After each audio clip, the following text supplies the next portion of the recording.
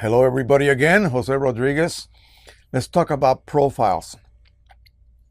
Every printer that you buy has a specific driver, and that driver comes preloaded within its installer with all of the paper profiles that the engineer thought you would need. And they're going to be, of course, endemic to the particular brand. So if it's Canon, it's only for Canon papers. If it's Epson, it's only for Epson papers. If it's HP, back in the days when they had photo printers, it will be only for HP papers. Now, if you're printing with a Canon paper and you want to use the driver, you just simply choose that paper type and make sure that color matching is set to ICM. That is color/intensity manual adjustment matching, and then choose ICM. And if you're printing on a Canon paper, for instance on this printer, that's all you have to do. It will then assign that profile for whatever paper made by Canon you are using. But now we're going over to a different paper type.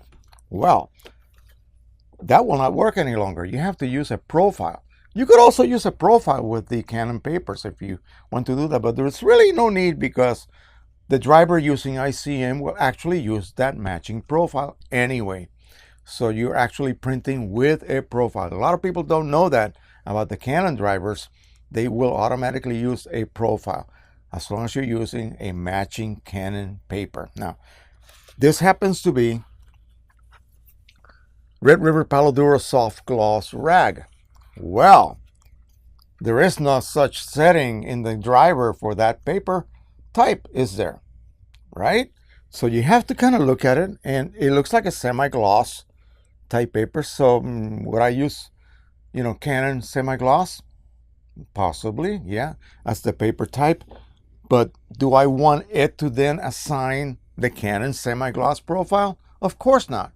So I will go to color/intensity manual adjustment matching and then choose none. Okay, and that will disable color matching or color management in the driver. Now you have to do one more thing. You have to tell your application, the one that you use to open up your image, to not allow the driver to control color this time, but to allow itself to control color.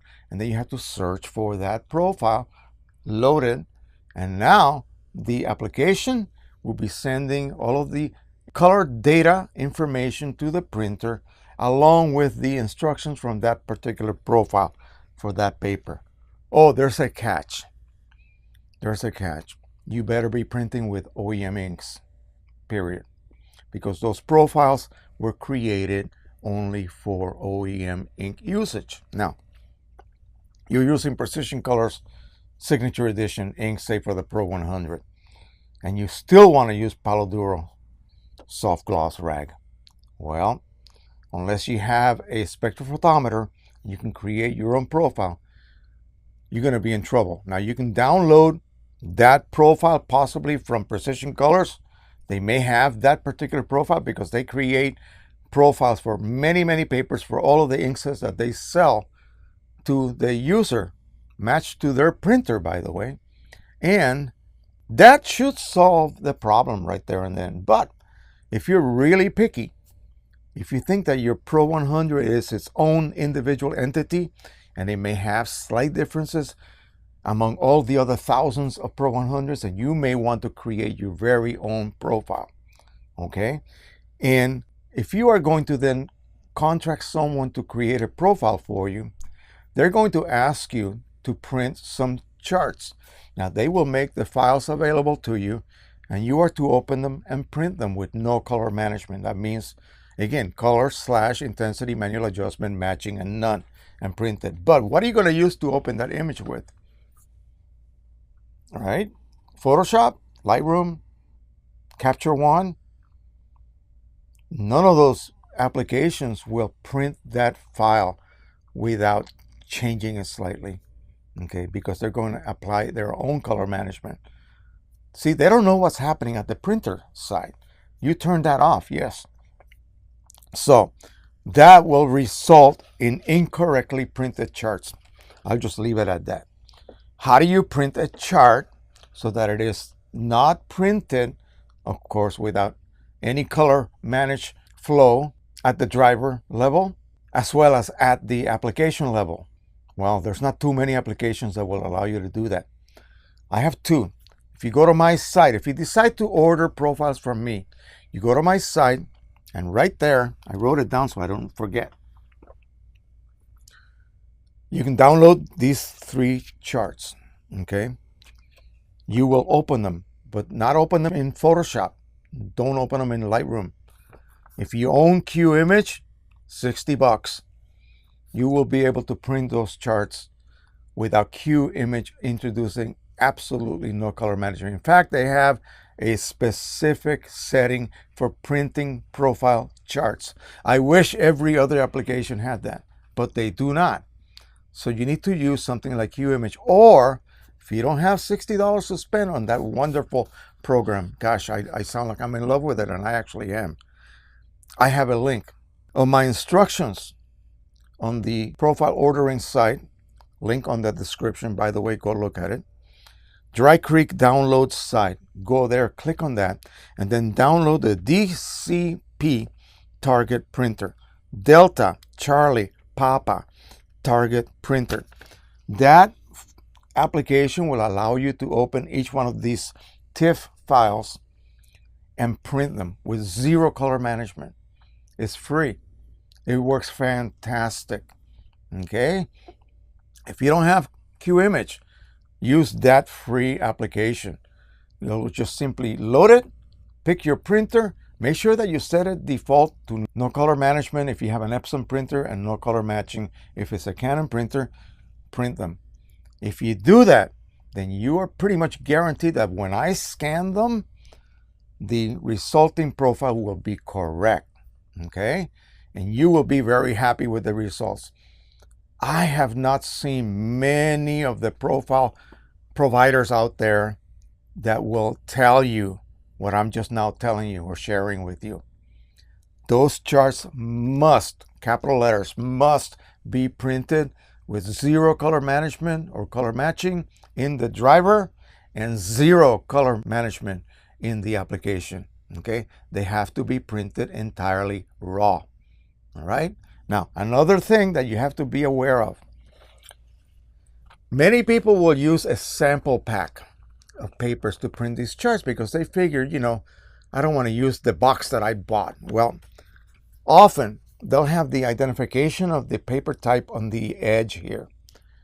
The scanner has to go from a clear area all the way across to this clear area.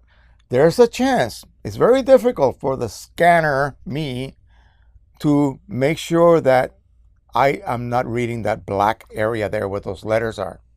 Okay? Notice how in the way that ID for that paper type is in regards to this image here. Flip it upside down and print it. It'll be on this side. Still in the way. Okay? It's still in the way. So make sure that you print your charts on the paper that came out of that little box that you bought, that 50 sheet box. See, no ID, nothing to interfere with my scanning. I will get an error at the end. It'll read it throughout, but then at the end, when you try to actually compile the profile from the 1600 color patches you just got done reading, you will get an error. And you'll go like, okay, what just happened?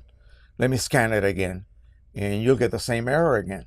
Okay, so it's actually useless to use these types of sample sheets, if you will, with those IDs. It's very difficult for the scanner, that's me or anyone else doing it, to scan them and not introduce that error.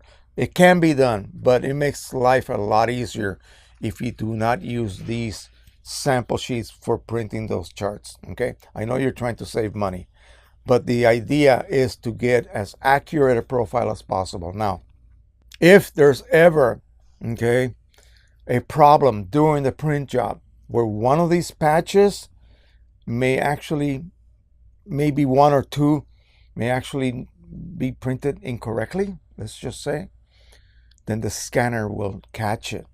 It will then give you an error at the end that will tell you that, that particular patch should have been this but it was way off in one direction or the other. And it can happen. So, lesson to be learned. Use your regular paper from the box you buy, not something that'll have something written. Also, unlike this one here, I just received another set that I just did, and the person was very happy with the 3 profiles I created for them.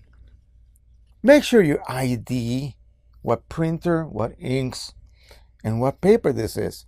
In the case of a sheet like this, where there is no paper ID, write it up here out of the way. Just out of the way. Canon Pro 100, Precision Color Signature Edition ink, Red River Palo Duro soft gloss rag. And that will give me all of the information that I need to be able to then create and name the profile so that it makes sense to you, the user. Okay, that is it. Just make sure that you print these charts correctly. You don't want to have to go through the process twice in order to get a good working profile. Remember, no color management in the driver and absolutely no color management at the application level. So use QImage Ultimate or that Dry Creek application called DCP Target Printer. This is absolutely free, by the way. You can just download it, install it, and then print those charts with that. You'll get perfect results every time. In fact, they will be sized correctly. Okay, don't try to resize these either smaller or larger. No. The scanner expects to see a certain distance separation between each patch. Okay, they have to be a specific size. All right. Whew. That is a long hair subject, but it's very important. Why? So when you switch to another manufacturer's papers, you still get perfect matching results. That's it. That's the goal. And this is it, folks. This is the standard right here. This is the baseline. Always, always, always. Don't use your own images as the baseline. No, my images are wrong. Your images are wrong. Everyone else's images are wrong. This is the only correct image to use as a standard. Then calibrate your monitor to match that output so that it matches when you put it next to it. You're all set. It's not that difficult. And use a custom profile for every other paper that is not either Canon or Epson or whatever printer you're using. Yeah, it's really easy. It's really easy once you get all of these little aspects nailed down. Thank you so much again. Don't forget to subscribe, share, and like. Until the next time, happy printing, everybody. Bye-bye.